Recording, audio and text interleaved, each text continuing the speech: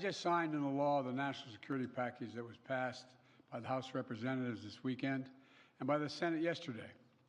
It's going to make America safer, it's going to make the world safer, and it continues America's leadership in the world, and everyone knows it. You think would be the appropriate age to have a child get on TikTok? Our approach is to give differentiated experiences for different age groups and let the parents have these conversations with their children to decide what's best for their family.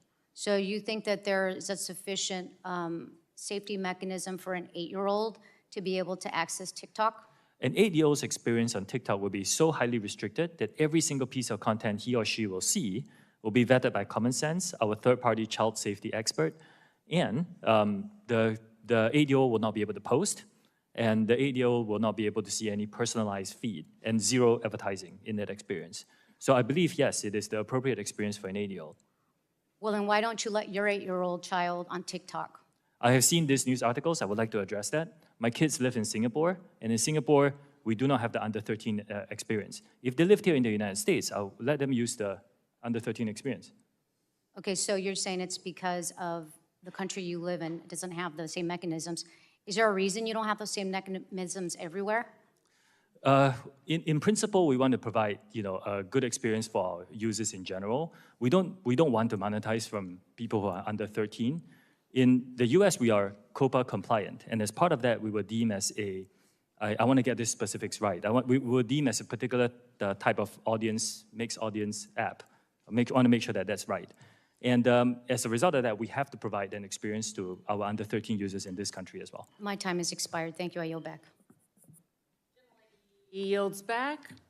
Chair recognizes the gentleman from Utah, Mr. Curtis. A bill that would force a sale of TikTok by its Chinese owner, ByteDance, or ban it outright, was passed by the Senate on Tuesday and signed into law Wednesday by President Biden. Congress passed the measure citing national security concerns because of TikTok's Chinese ties. Both lawmakers and security experts have said there are risks that the Chinese government could lean on ByteDance for access to sensitive data belonging to its 170 million U.S. users or to spread propaganda.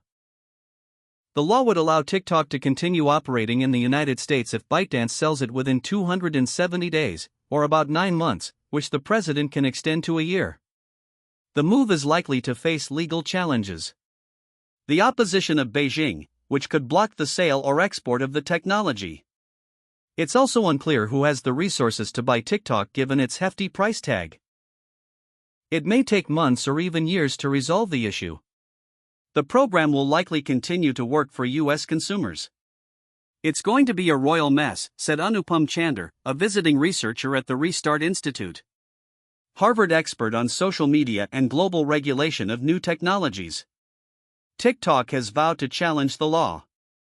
Don't worry, we're not going anywhere, its CEO Shou Chew said in a video posted on the platform. We are confident and will continue to fight for your rights in court. Here's the 3 reasons I'm not feeling that bad about the TikTok ban that passed the Senate last night and is headed to Biden's desk for signature. Looking at this piece of legislation, it was incredibly rushed and it is incredibly limited. It is the least harmful attempt to ban TikTok we have seen in the last year.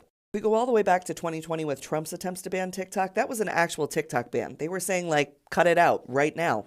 If we fast forward to Mark Warner's Restrict Act that would have forced the divestment and banning of TikTok, that was incredibly serious legislation. It also allowed the American government to spy on people in a way that we haven't seen since the Patriot Act. That failed. Montana tried to ban TikTok, and a judge told them that it was likely going to run afoul of First Amendment rights. And overall, the state had not proved that there was any harm being done to the users. The Montana case also made clear that Americans have the right to give their data privacy to whoever they want to. They also have the right to view propaganda and even to hate the United States if they want. And the states can't impose a ban because they think that stuff is bad. Those are your First Amendment rights. Let's not forget also that we have one of the most dysfunctional Congresses in modern memory. The likelihood of them being able to enforce this law is extremely low.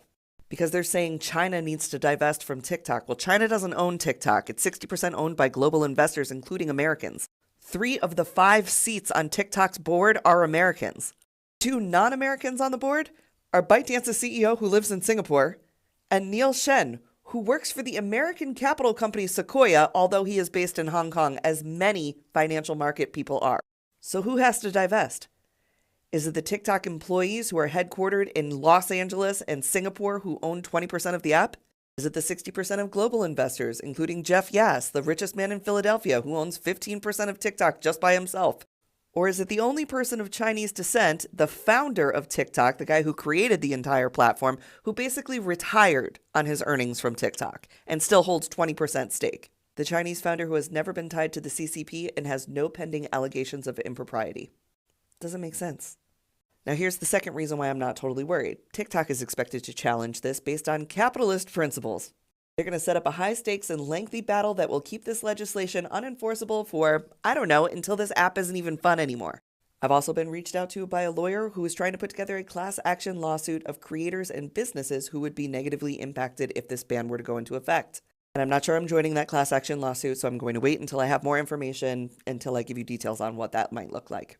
And the third idea being batted around right now is if an individual state's governor and their attorney general would bring a lawsuit against the federal government for trying to force this TikTok ban. The state could try and show that its residents are experiencing undue harm as a result of this federal legislation. It would then go to the Supreme Court, where they could argue First Amendment violations, all kinds of things. So for right now, I'm not freaking out. I'm just going to keep making content and doing the things that we love to do.